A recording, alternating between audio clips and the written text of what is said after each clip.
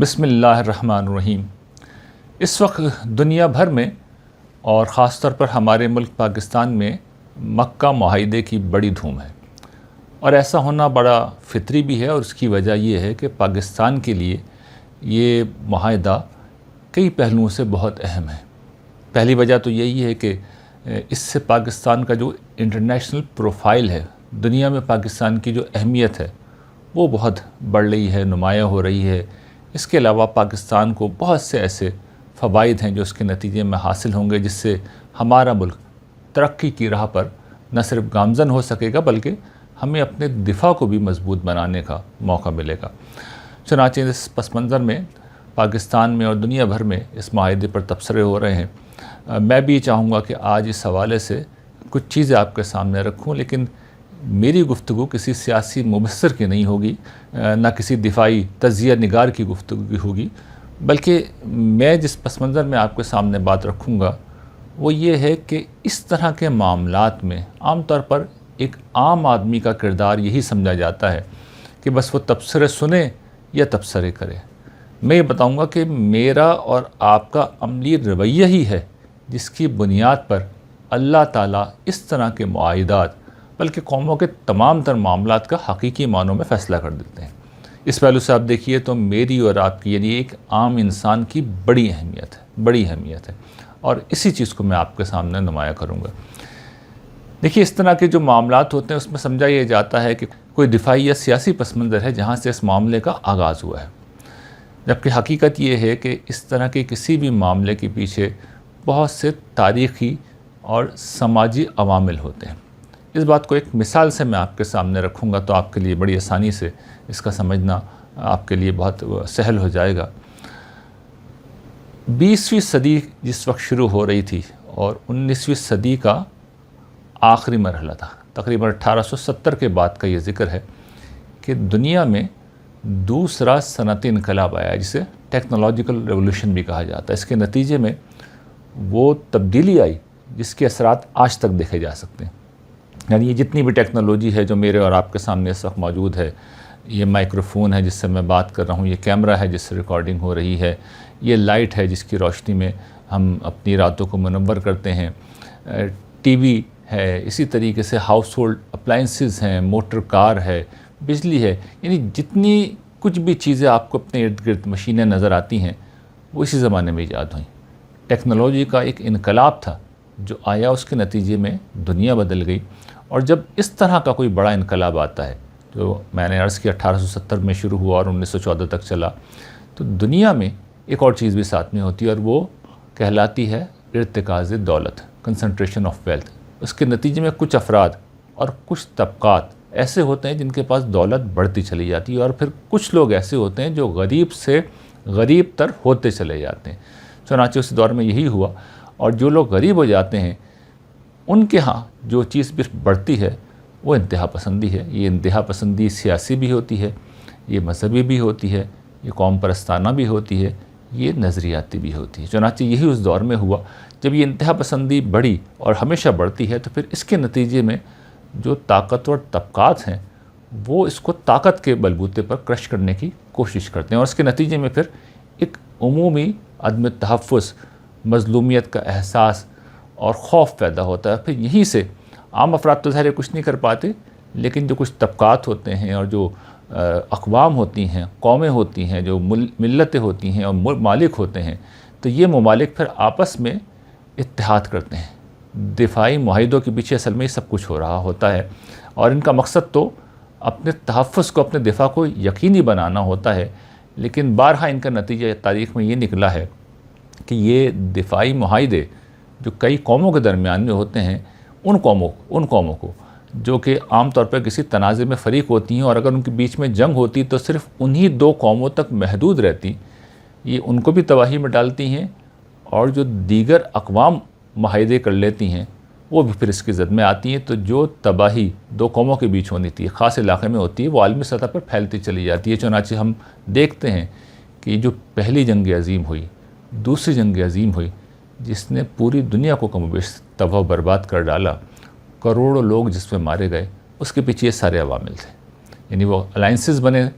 اور وہ الائنسز بننے کے بعد بجائے اس کے کہ جنگ رکتی، جنگ ہوئی اور بڑے پیمانے پر ہوئی، عالمی جنگ ہوئی۔ یہی سب کچھ اس وقت بھی ہوا ہے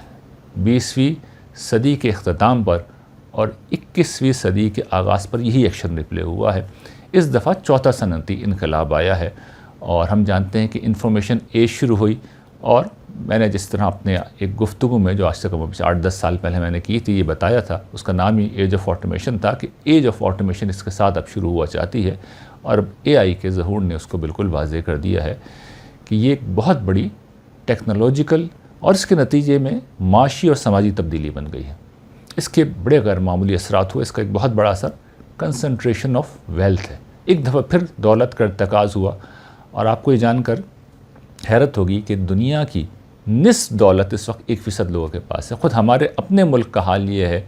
کہ 1% لوگوں کے پاس اس ملک کی 1/4 دولت ہے،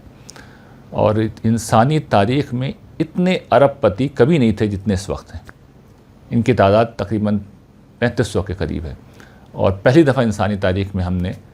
کسی ٹریلینر انسان کو بھی دیکھا، یعنی ایلون مسک کی شکل میں ہم نے دیکھ لیا کہ ایک شخص کے پاس جو ہے 1000 کھرب ڈالر بھی اس کے اثاثوں کی مالیت ہو گئی۔ تو دولت اس طریقے سے کچھ خاص طبقات، کچھ خاص افراد میں جب اور اسی طرح کچھ خاص اقوام میں مرتکز ہوتی چلی جاتی ہے، تو پھر اس کے نتیجے میں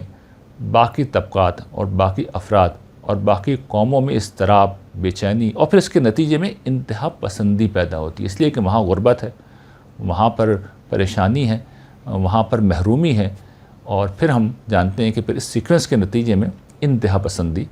بڑھتی ہے، اور پھر یہ انتہا پسندی طاقت کے استعمال کو جنم دیتی ہے، اور پھر اس کے بعد وہی سیکوینس وجود میں آتا ہے جس کو میں نے ذکر کیا۔ ہم جس جگہ پہ پہنچے وہاں پر یہ سب کچھ میں آپ کو مثالوں سے سمجھا دیتا ہوں۔ دیکھیے پچھلے 20-25 سال 30 سال کے اندر ہم جانتے ہیں کہ اسرائیل نے بڑی غیر معمولی ترقی کی، جو موجودہ ایران اور اسرائیل تنازع کا بنیادی ذمہ دار ہے، کہ اس نے غیر معمولی ترقی کی ہے ٹیکنالوجی کے اندر۔ دوسری طرف اس کے جو ارد گرد کے مسلمان ممالک اور عرب ممالک تھے وہ بہت پیچھے تھے۔ پھر وہاں جو حالات تھے خاص طور پہ فلسطین میں، غزہ میں، کہ ایک مسلسل محاصرہ تھا، غربت تھی، مہنگائی بے پناہ تھی، بنیادی ضروریات وہاں پہ میسر نہیں تھیں، چنانچہ اس کے رد عمل میں پھر مسلسل جھڑپیں ہو رہی تھیں، اور یہاں تک کہ وہ 7 اکتوبر کا مشہور واقعہ ہوا، جس کے جواب میں پھر اسرائیلی بربریت کا دنیا نے وہ مظاہرہ دیکھا جو دور جدید میں جس کی مثال نہیں ملتی۔ اور نہ صرف یہ معاملہ غزہ کا ہوا، بلکہ ہم جانتے ہیں کہ پھر شام اور پھر لبنان اور ایران، سب یہ جو اسرائیل کے ایکسپینشنسٹ عزائم تھے ان کی زد میں آئے۔ تو ایک طرف یہ صورتحال تھی، دوسری طرف اس تنازع کا جو دوسرا فریق ہے ایران، تو آپ دیکھیں وہاں بھی یہی ہو رہا تھا، وہاں پہ ایک دوسرے پہلو سے ہو رہا تھا۔ وہاں پر ایک طرف پاسداران انقلاب تھے جو اپنے مزاج میں بہت انتہا پسند ہیں اور تمام تر وسائل کے اوپر قابض ہیں، دوسری طرف ایران میں ہم جانتے ہیں کہ زبردست قسم کا معاشی بحران بڑھتا رہا ہے، اور وہ اتنا بڑھ گیا کہ 2022 میں زبردست ہنگامے پیدا ہوئے، یعنی زبردست قسم کی مزاحمت تھی، اور اس کے خلاف پھر طاقت کا بہت بدترین استعمال ہوا، ہزاروں لوگوں کو کہا جاتا ہے کہ ہلاک کیا گیا۔ اس وقت یہ موجودہ تنازع سے پہلے اصل میں یہی ہو رہا تھا، مظاہرے ہی ہو رہے تھے، اور اسی امید پر اسرائیل نے حملہ کیا تھا امریکہ کو ساتھ ملا کے کہ ہم اگر رجیم کو بدل دیں گے تو لوگ تو پہلے خلاف ہیں، اور جو اعتدال پسند ہے اور مخالفین وہ دونوں اقتدار پہ قبضہ کر لیں گے، اور اس کے نتیجے میں ہماری پسند کی ایک حکومت بن جائے گی، جس سے ہماری مرضی کے مطابق معاملات کرنا آسان ہو جائے گا۔ لیکن اس تنازع کے پہلے دن ہی ایک واقعہ ہوا کہ 120 طالبات، جن میں تھیں زیادہ تر بچے، وہ شہید ہوئے، اور اس کے نتیجے میں پھر ایک زبردست ظاہر بات ہے، جب اس طرح کا سانحہ شروع میں ہی ہو جائے تو وہ جو اس کا اثر ہے وہ بڑا غیر معمولی ہوا، اور جتنے بھی اعتدال پسند تھے اور جتنے بھی مخالفین تھے حکومت کے، جو حکومت کے خلاف ایک طرح سے کھڑے ہوئے تھے، انہوں نے محسوس کیا کہ ان کے ساتھ، ان کے بچوں کے ساتھ بڑی زیادتی ہوئی ہے، اور پھر وہ اپنی پوری قوم بن کے انہوں نے اس کا مقابلہ کیا، اور خاص طور پر اس وقت چین ان کی مدد کو آیا، اور وہ وہی ٹیکنالوجی تھی، یعنی بیڈر جو ان کی سیٹلائٹ ٹیکنالوجی ہے، اس نے ایران کے پاسداران کو کیپیبل کر دیا۔ پہلے بھی ان کی مدد کر رہے تھے، لیکن خاص طور پر یہ جو پریسیشن اسٹرائک ہوتی ہے، سینٹی میٹر کی سطح پہ جا کے انہوں نے صحیح نشانے لگائے ہیں، اور جتنے بھی عرب ممالک میں امریکی اڈے تھے، چن چن کو ان کو ہدف بنایا گیا ان کو، اور ان کو تباہ کیا گیا۔ یعنی وہاں جو بڑے بڑے قیمتی ان کے ریڈار تھے، جو ان کے مانیٹری سسٹم تھے، ان کے فوجی ایسٹس تھے، ان کو نشانہ بنایا گیا، اور بلکہ ان کو گویا کہ اس سے پہلے ایران جو تھا اس کے سگنل کو منجمد کیا جاتا تھا، لیکن اب اس کے برعکس معاملہ ہوا ہے۔ نتیجہ یہ نکلا کہ امریکی اڈے جو عربوں نے یہ سمجھ کے اپنے رکھے تھے کہ وہ ہمارا ایران کے مقابلے میں تحفظ کریں گے، اپنا تحفظ نہیں کر سکے، اور دوسرا ان کا مقصد یہ تھا کہ شاید اسرائیل کے مقابلے میں یہ ہمارا کچھ تحفظ کریں، لیکن اس سے پہلے قطر پر جو اسرائیل نے حملہ کیا تو یہ انہیں معلوم ہو گیا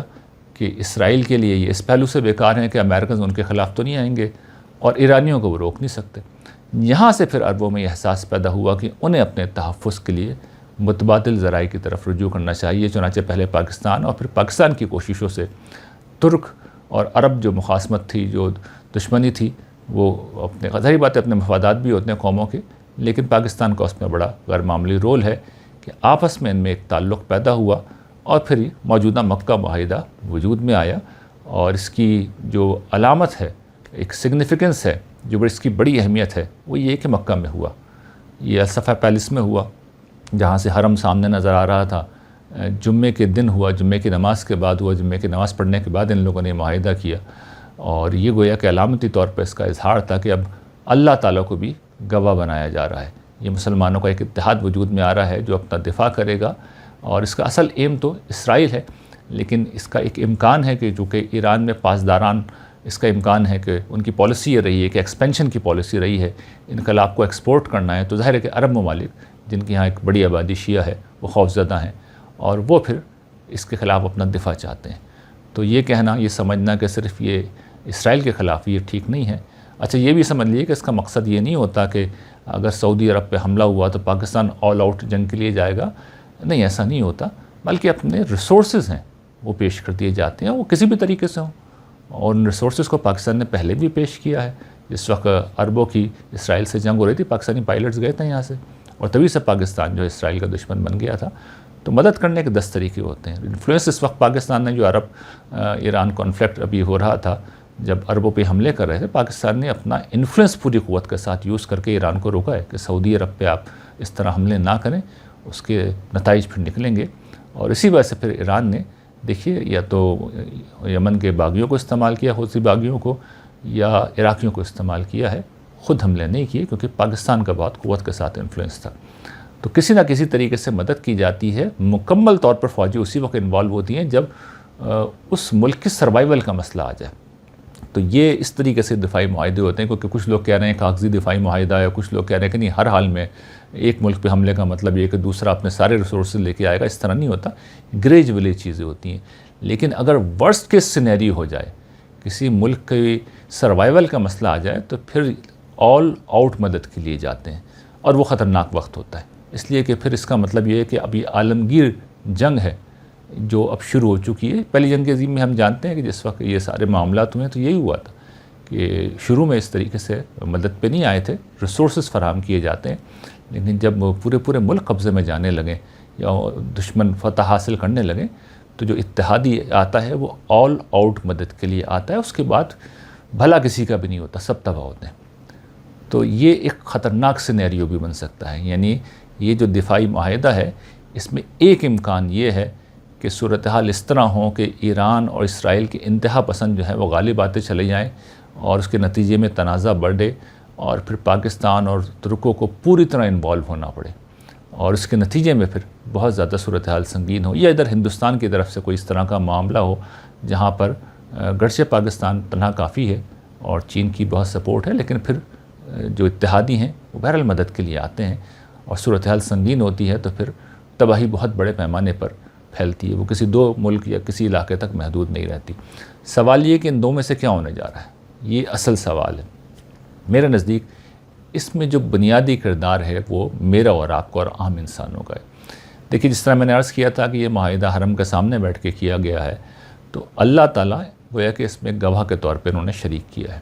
اور یہ اللہ تعالیٰ اس طرح کی چیزوں کو، اس طرح کی علامتی چیزوں کو سیریسلی لیتے ہیں، اس لیے کہ اللہ تعالیٰ کو آپ جس وقت بھی انگیج کریں گے اپنی زندگی میں تو یہ سیریس مسئلہ ہوگا۔ انسانوں کو یہ بات اچھی طرح سمجھنی چاہیے،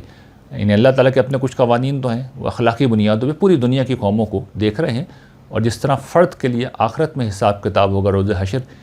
قوموں کا محشر یہ دنیا ہے، اور فیصلہ وہ اخلاقی گراؤنڈ پہ کرتے ہیں۔ مسلم قوموں کے لیے ان کا معیار یہ ہے کہ اخلاقی معیار بھی ہیں، اس سے پہلے خدا کے ساتھ وفاداری، ان دونوں چیزوں کو وہ دیکھتے ہیں۔ تو اگر ہم خدا کے وفادار رہتے ہیں